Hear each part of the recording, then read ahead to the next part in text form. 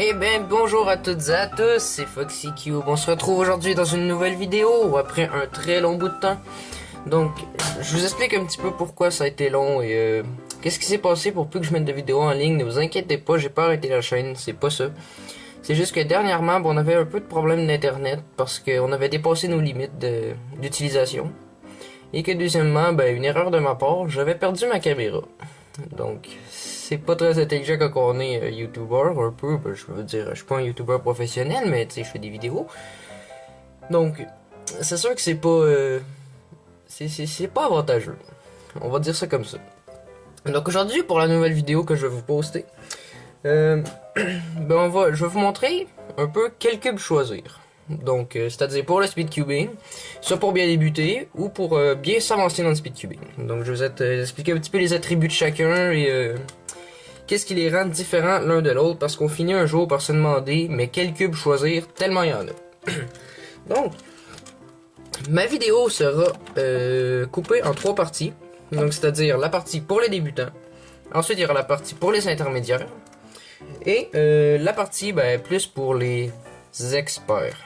Parce que ouais, je suis pas vraiment expert, mais je trouve que ces cubes-là, si on peut faire des 5 secondes avec, là, c'est vraiment fou. Donc, je coupe la vidéo et on se retrouve à l'instant. Donc voilà, je vais vous faire un petit... je vais vous présenter un peu les cubes qui sont là.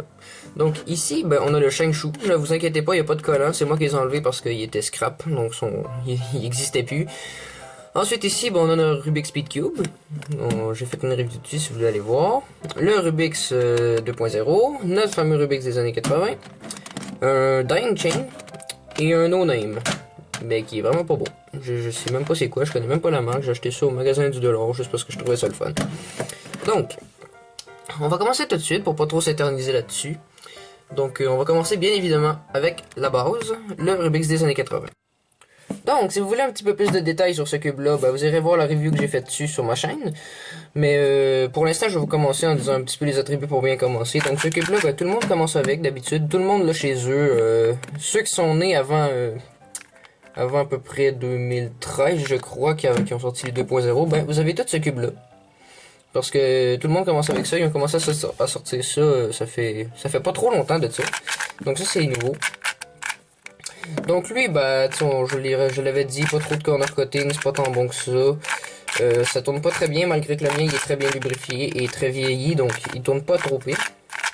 Mais c'est ça, pour bien débuter, d'habitude, les cubeurs utilisent celui-là, mais je vous conseillerais plus de commencer avec ceux-là si vous avez l'occasion, parce que lui, vous allez plus être déçu du Rubik's Cube que vouloir continuer. Ceux-là, il y a beaucoup plus d'avantages, ils vont vraiment mieux, le turn est mieux et vous forcerez pas vos doigts à les tourner. Deuxième cube. On va y aller avec lui. Donc celui-là, comme je l'ai dit, on voit que le turn est beaucoup meilleur, beaucoup plus rapide. Donc pour commencer à faire du speedcubing, on voit que c'est pas, faut pas prendre nos mains comme ça puis le tourner, parce que vos cubes, si vous achetez les années 80, il va tourner comme ça. Tandis que lui, on peut faire des finger tricks dessus. Donc c'est-à-dire utiliser seulement nos doigts. Donc voilà. Ensuite, le corner cutting, il n'y a pas vraiment d'amélioration, mais quand on commence, on n'a pas vraiment besoin de corner cutting. Donc c'est vraiment un cube pour débuter. Ensuite, je vois pas ce qu'il y aurait de mieux. Ah oui, ça ici, c'est un peu plus... c'est plus le fun à voir qu'un cube avec des collants. Donc je trouve qu'ils ont un très beau design Rubik's. Pour vrai, j'aime beaucoup. Ensuite, on passe au Rubik's Speed Cube. Donc pourquoi j'ai mis dans le débutant? J'hésitais à le mettre dans les débutants et dans les intermédiaires. Parce que, c'est vrai qu'il y a une méchante amélioration dessus. Regardez, on peut corner cutter à 180, il y a beaucoup d'élasticité dans le cube, on voit que c'est vraiment différent de l'ancien. Je peux vous montrer un petit exemple, là. Voilà, je peux pas tirer plus que ça. C'est vraiment difficile. Voilà, il n'y a pas de mouvement avec ça. Tandis que lui, voilà, on peut tout le modifier. Donc, voilà. Celui-là, c'est vrai qu'il y a un corner cutting meilleur, mais je dirais entre intermédiaire et débutant, parce que ceux qui commencent avec ça, d'habitude, ils trouvent ça le fun puis ils veulent aller plus loin, tandis que d'autres, ils vont arrêter au Rubik's Cube ordinaire, mais bien évidemment, il faut avoir la passion de faire des Rubik's Cube, sinon, ça vous sert pas vraiment à grand chose. si vous voulez continuer le speed cubing, mais celui-là, si vous voulez vous acheter un cube qui commence pour très bien commencer, vous avez tout un kit qui vient avec pour le lubrifier, le nettoyer, le monter à votre manière. Donc je trouve très avantageux pour bien commencer, puis ça donne envie de faire du speed cubing pour de vrai celui-là. Donc niveau turn, ben, évidemment il y a encore une amélioration. Il tourne encore mieux que l'autre. Et un petit peu moins brillamment aussi je trouve. Le son est plus amorti je trouve. Sûrement pas du lubrifiant que dedans. Ah ben voilà, ça devait arriver. Donc on voit que niveau pop, ben, il pop plus que l'autre. Sinon ça arrive pas souvent. Donc je sais pas qu'est-ce que je pourrais dire de plus là-dessus. Donc on va passer au prochain cube. Le prochain cube ici, c'est un Shangshu Aurora je crois. Mais je suis pas assez certain, donc je vais juste dire un Shangshu. Parce que je me souviens plus trop le type de Shangshu que c'est. Donc là, il n'y a plus de collant, mais vous en faites pas, le cube reste bon pareil, là, ça reste le même cube, le même design. Donc, on voit qu'un peu, il y a une amélioration dans la vitesse du corner cutting du cube. Donc, sincèrement, je trouve que ce cube-là va mieux que le Rubik's Speed Cube. Et tout simplement, juste le bruit, je le trouve assez caractéristique, hein, écoutez un peu le son. Il sonne creux. Et donc, ce cube-là, ben... je le conseillerais aux personnes qui font, je sais pas moi, qui sont quand même pas trop bourrins. Bourrins, je veux dire par là, qui aiment jouer fort sur leur cube parce que ils pop à rien. Donc si je peux vous montrer un exemple, regardez, je vais juste forcer un petit peu. Il y aura un pop, je suis à peu près sûr. Attendez un peu. Bon. Vous voyez un peu? Il est forcé par en arrière, puis le pop est arrivé. Donc juste forcer un petit peu, et vous allez trop vite. Si je pourrais vous montrer un exemple. Le cube va presque popper à suivre parce que ben, ça m'arrive à toutes les fois d'habitude. Oups, là, vous voyez, il est en train de popper là. Donc c'est un peu le désavantage. C'est pas trop aller vite là-dessus. Mais quand vous commencez à être un bon débutant, vous utilisez les finger tricks, après moi ce cube là vous irez très très bien.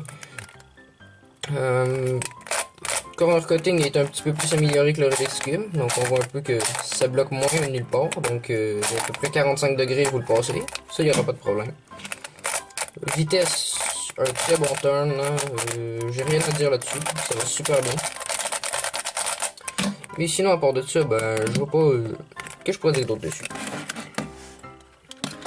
Ensuite, j'y vais un peu dans le désordre, là, c'est pas tous les cubes qui sont de meilleur en meilleur, j'ai juste mis ça dans le désordre, je vais plus faire ça avec les intermédiaires parce que c'est tous des cubes qui sont un peu pareils. Donc voilà, on voit que lui aussi il y a du 45 de corner côté, c'est pour les débutants en fait.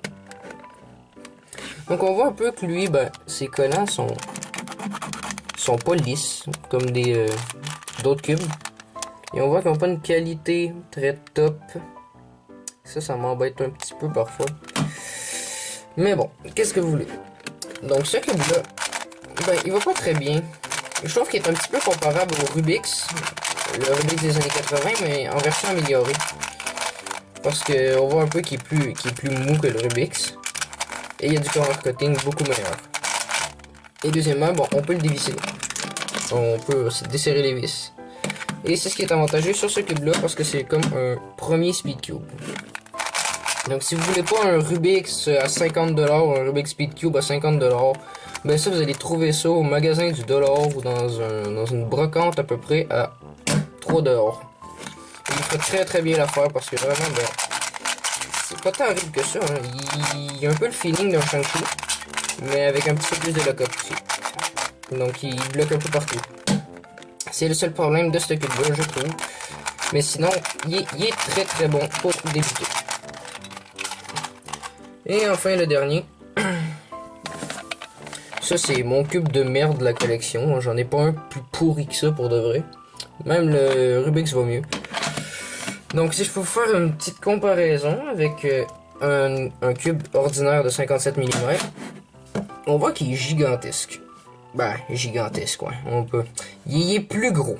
Je vais dire ça comme ça. Ben, là, il est gigantesque. Mais sinon, il est juste plus gros.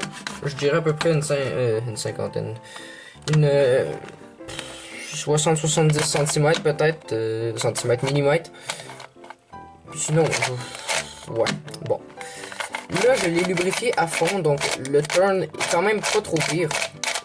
Ça, c'est cool. Mais sinon, vraiment corner cutting, oubliez ça, ça bloque n'importe où, hein, regardez. Là, je sais pas si vous voyez un peu ce qui se passe, mais ma pièce, elle rentre sous le cube. Littéralement dedans. Vous voyez la qualité du plastique, donc je vais vous enlever une petite pièce pour vous montrer. Donc, wow, hein.